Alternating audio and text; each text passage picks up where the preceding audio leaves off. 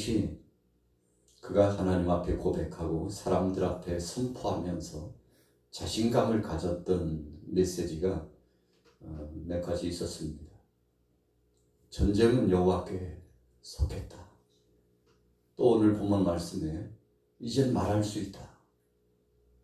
이젠 말할 수 있다. 자, 이젠이라고 하는 표현은 지나간 이야기를 고백하는 겁니다.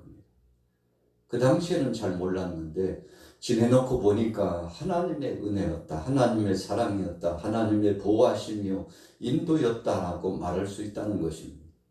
우리가 일상을 살아가면서 하나님 앞에서나 사람들 앞에서 이 세상에서 살아가는 동안에 우리의 말의 시가, 우리가 마음 먹었던 그 생각들, 그 모든 것들이 하나님의 뜻을 거스리고, 그리고 우리 자아중심, 자기중심적으로 살아갈 때가 꽤 많죠.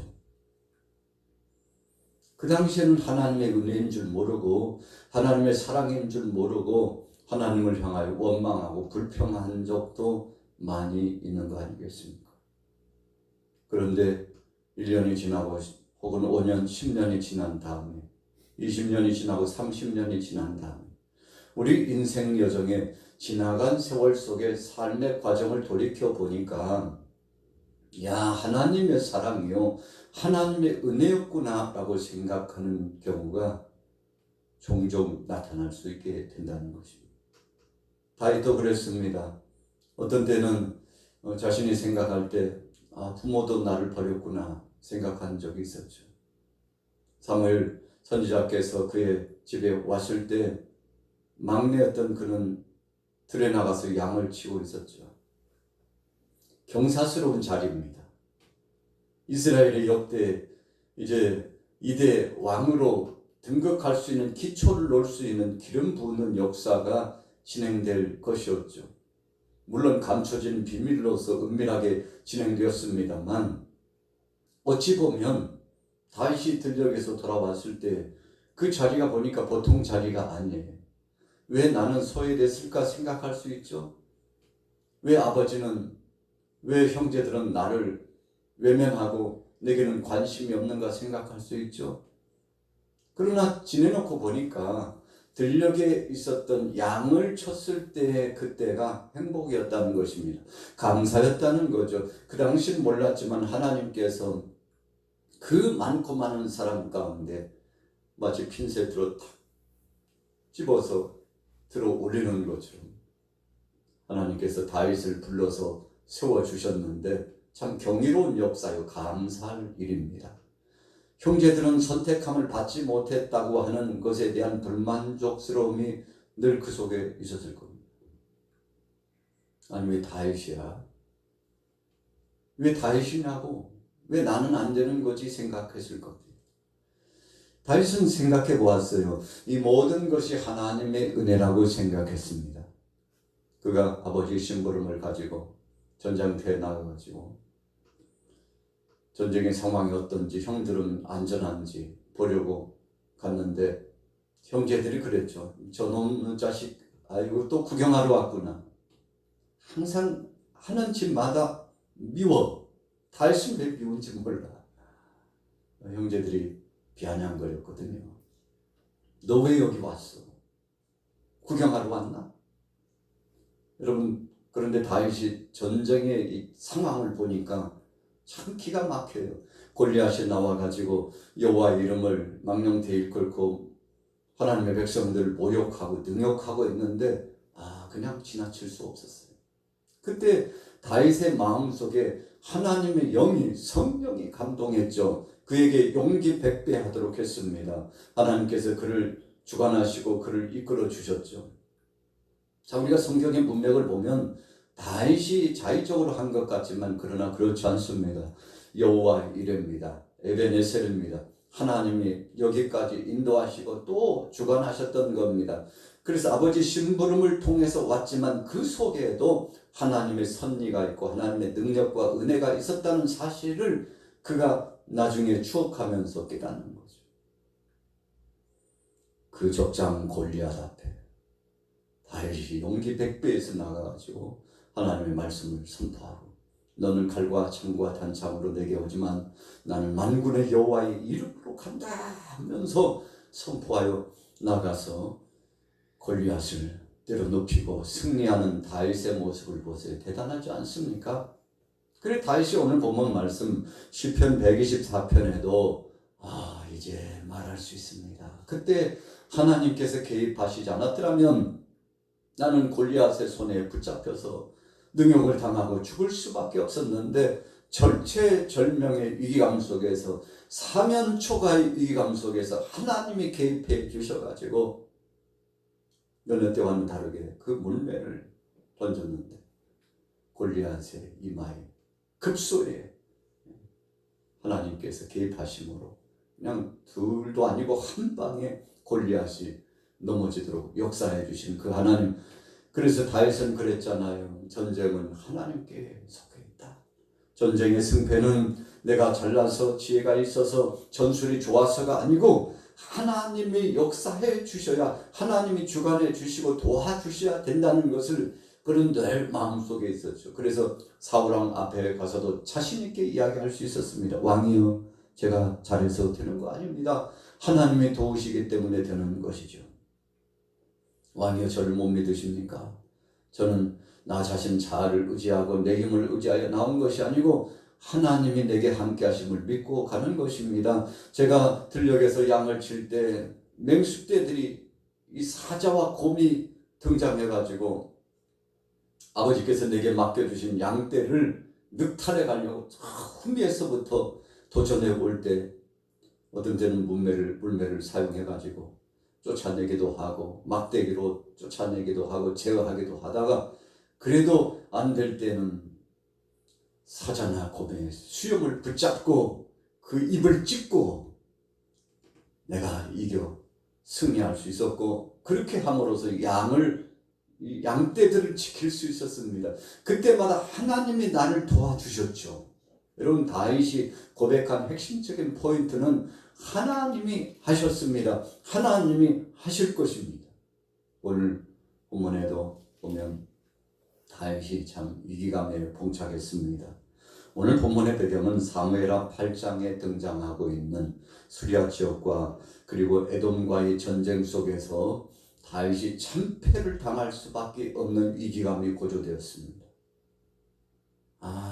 여의치 않아요. 나 이러다가는 큰일 나겠다. 이러다가는 패하고 패전의 역사 가운데 고통을 당하겠다 생각을 했는데 그때 하나님께서 저와 함께 해 주셨다는 거죠. 자, 성경에 모세 사무엘하 8장 6절을 제가 읽어드리면 이렇게 말씀했습니다. 다윗이 다메섹 아람의 수비대를 두매 아람 사람이 다윗의 종이 되어 조공을 바치니라. 다윗이 어디로 가든지 여호와께서 이기게 하시니라. 여러분, 얼마나 감사한 것입니까?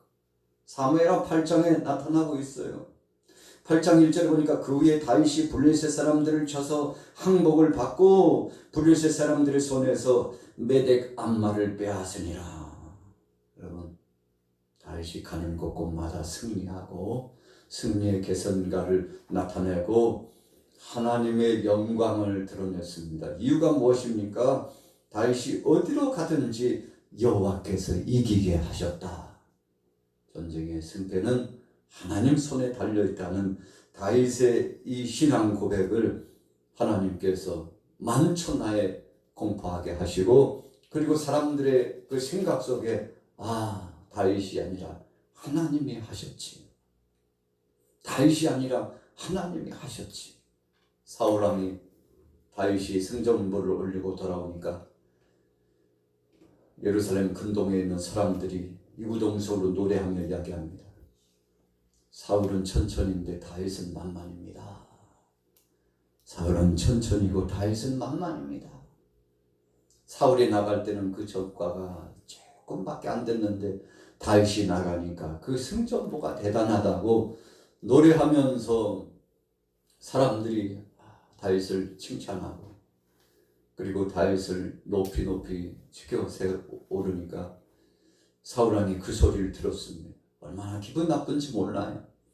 그때부터 사울왕의 마음속에 적개심이 불탔습니다. 다윗은 동역자가 아니고 다윗은 나의 적이다.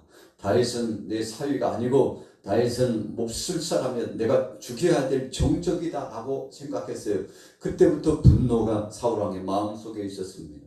여러분, 왜 사울왕이 그렇게 됐나요? 나중에는 사울왕이 정신병이 들어가지고 귀신의 역사에 휘둘려가지고 고통을 당하면서 야료까지 하면서, 야료가 뭡니까? 이상하게 중얼중얼 하면서 주위 사람들이 봐도 미쳤어요. 큰일 났다. 왕이 미쳤구나 생각할 만큼 이 정신 착란증, 고통을 앓고 있었던 이 사울 왕에게 있어서는 큰 아픔 중에 아픔이 바로 그런 거 아니었습니까? 이유가 뭡니까? 사울이 왜 그렇게 됐나요? 그렇게 위험이 있고 용장이었던 사울이 왜 하루아침에 그렇게 참 몹쓸 인생으로 전락되었나요? 한 가지입니다. 그 모든 것을 하나님이 하셨다고 생각지 않고 사람이 한다고 생각했기 때문에 그렇습니다. 오늘 저와 여러분들도 인생 여정을 살아가면서 때로는 실패하고 좌절하고 낙심하고 마음속에 끊임없는 분노가 치밀어 오르고, 그래서 그것이 더 올라가 승화돼 가지고 화병이 생기고 소화도 잘 되지 않고 정신적으로 픽절해지고 영혼도 곰핍해지고, 여러분 사람이 이렇게 눈은 떴지만 잠을 자지 못해가지고 눈이 뻘게 가지고 하루도 편할 날이 없이 고통을 당한 사람이 돼가지고 그 눈동자가 보면은 이 사람 큰일 났다 생각할 만큼 삶 자체가 핍절해지고 곤고해지는데, 여러분 이렇게 되는 것은 모든 것을 첫째는 하나님 앞에 맡기지 못하고 불신하고 불안해하기 때문입니다. 두 번째는 하나님이 역사를 주관하시고 섭리하신다는 하나님의 뜻 앞에 순복하지 않기 때문에 그렇습니다. 그래서 내가 하려고 그래요. 나 아니면 안 된다고 생각합니다.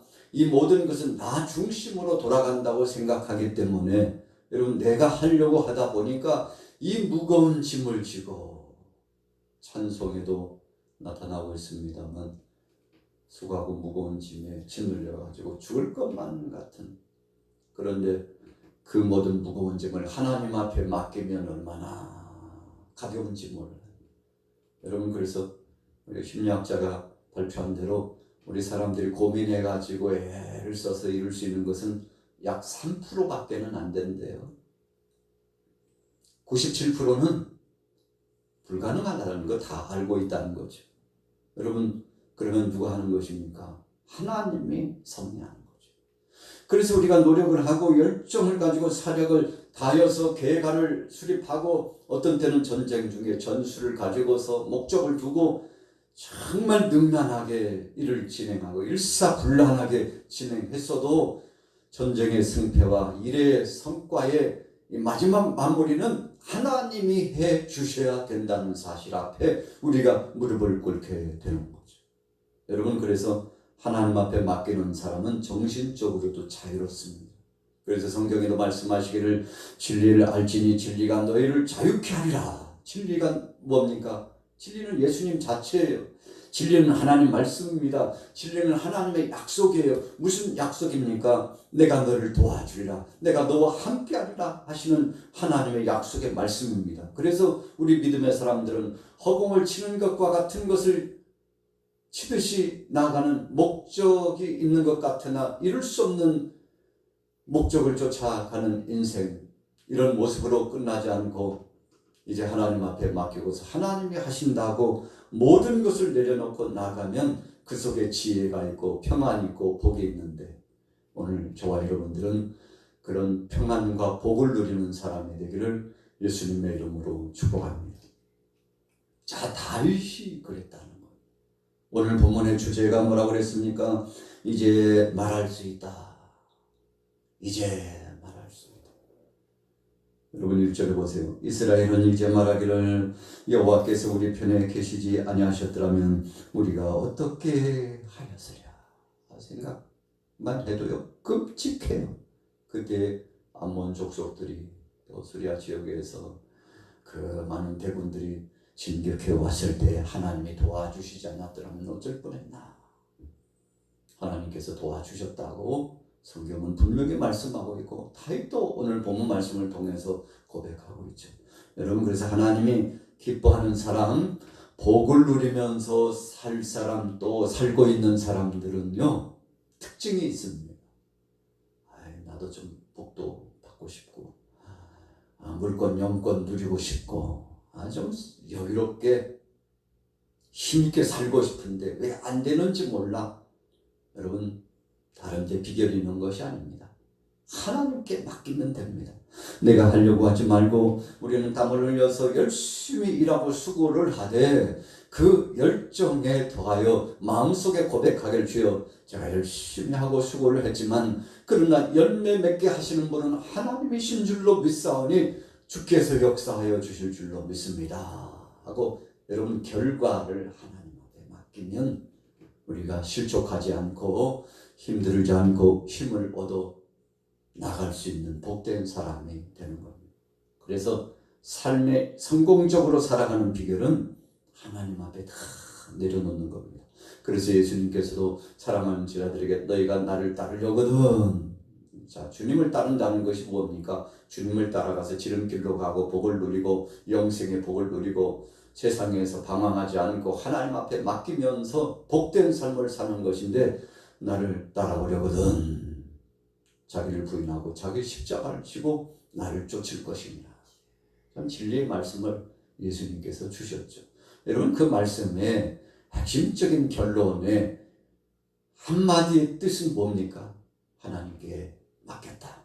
주님이 하실 것이다. 내 모든 수고도 물거품처럼 아침 이슬처럼 바람처럼 사라져버릴 수 없지만 그러나 하나님이 붙잡아 주시면 된다. 할 수 있거든요. 무슨 말이냐, 믿는 자에게 능치 못함이 없느니라 말씀하신 것처럼 주님께 맡기면 가볍고 쉽고 수고하고 무거운 짐을 내가 끙끙거리면서 짊어지고 가려면 힘겹고 그 짐에 무너져 쓰러지지만 주님께 맡기면 주님이 들어주시고 주님께 맡기면 주님이 업어주시고 주님께 맡기고 나가면 주님이 내 손을 꼭 붙잡고 인도해 주신다는 사실, 오늘 다윗은 알고 있었다는 거죠. 2절로 넘어가 봅니다. 같이 읽습니다. 시작. 사람들이 우리를 치러 일어날 때 여호와께서 우리 편에 계시지 아니하셨더라면 그때 그들의 노여움이 우리에게 맹렬하여 우리를 산채로 삼켰을 것이며. 분명히 그랬죠. 사람들이 우리를 치러 일어날 때 위험한 상황이 된 겁니다.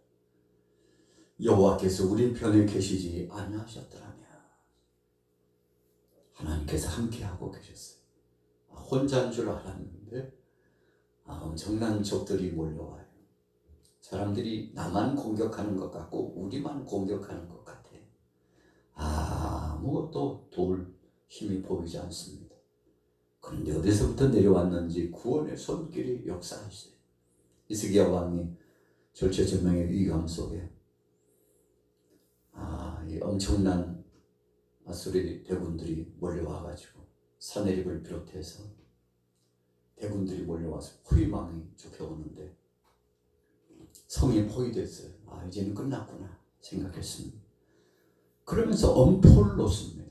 사내립과 랍사게가 희롱을 합니다. 아이고, 이 성은 곧 무너질 수밖에 없는 것이고, 히스기야를 믿다가는 너희들 다 죽으니까 빨리 항복하고 성문 열고 나오라는 겁니다. 하나님이 너희들을 도와줄 것 같으냐? 너희를 믿는 너희 신이 너희를 도울 것 같으냐? 있는 말 없는 말 다 만들어내가지고 희롱하고 공격하는데, 여러분, 전쟁은 전략적으로 보면 심리전이라고 그러지 않습니까? 심리적으로 패하면 끝난 겁니다. 심리적으로 패하면요, 무기도 버리고 도망갑니다. 이러다가는 나도 죽고 우리 가족도 다 이제 망하겠구나. 지금이 도망갈 때라고. 무기도 내려놓고 자기 자리 내려놓고 다 도망가요. 그럼 끝난 겁니다. 이 아수리 대군이요, 심리전에서 승리하고 이렇게 편지도 보내고 성 밖에서 계속 희롱을 합니다. 견딜 수가 없어요.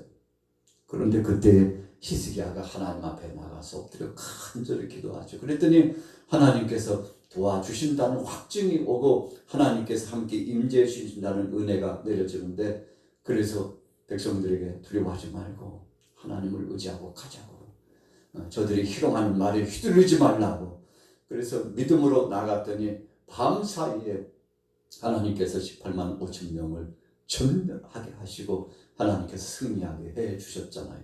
오늘 다윗이 그런 체험을 한 겁니다. 참 위기감 속에 있었는데 하나님이 도와주셔가지고 승리했어요. 그래서 하나님이 그때 도와주시지 않았더라면 어쩔 뻔했나, 이런 고백을 하는데, 여러분 다윗의 고백뿐이겠습니까? 오늘 저와 여러분들의 고백이기도 한 거죠. 자, 마무리입니다. 4절 말씀입니다. 시작. 그때의 물이 우리를 휩쓸며 시내가 우리 영혼을 삼켰을 것이며 그때의 넘치는 물이 우리 영혼을 삼켰을 것이랄 것이로다. 우리를 내주어 그들의 이에 씹히지 아니하게 하신 여호와를 찬송할지로다. 우리 영혼이 사냥꾼의 올무에서 벗어난 새같이 되었나니 올무가 끊어짐으로 우리가 벗어나도다. 엄청난 위협과 올무가 있었죠. 다 죽을 것만 같았는데 하나님이 도와주셨습니다. 그래서 우리의 도움은 여호와께로부터 왔다. 위대한 찬송시가 바로 오늘 124편 아닙니까? 다윗이 하나님 앞에, 우리의 도움은 하나님께로부터 왔었죠. 하나님 앞에 찬양하고 영광 돌리니까 하나님이 얼마나 기뻐하셨겠습니까? 여러분, 하나님은 영광과 찬양을 받으시고자 우리를 지으셨다고 했는데, 오늘 하루도 여러분들의 일상의 삶 가운데 그렇게 고백하십시오. 하나님이 하셨습니다. 이제는 말할 수 있어요. 생각하고 보니까 하나님이 다 하셨습니다. 앞으로도 하나님이 하실 겁니다. 우리 양화교회를, 또 우리 가정을, 우리 대한민국을, 전 세계 모든 족속을 하나님이 주관하실 겁니다. 심판은 분명히 있고 천국과 지옥은 있습니다. 하나님을 앙망하고 믿으면 승리하고 평화롭고 행복합니다. 오늘 이런 고백으로 은혜 가운데 승리하시기를 예수님의 이름으로 축원합니다.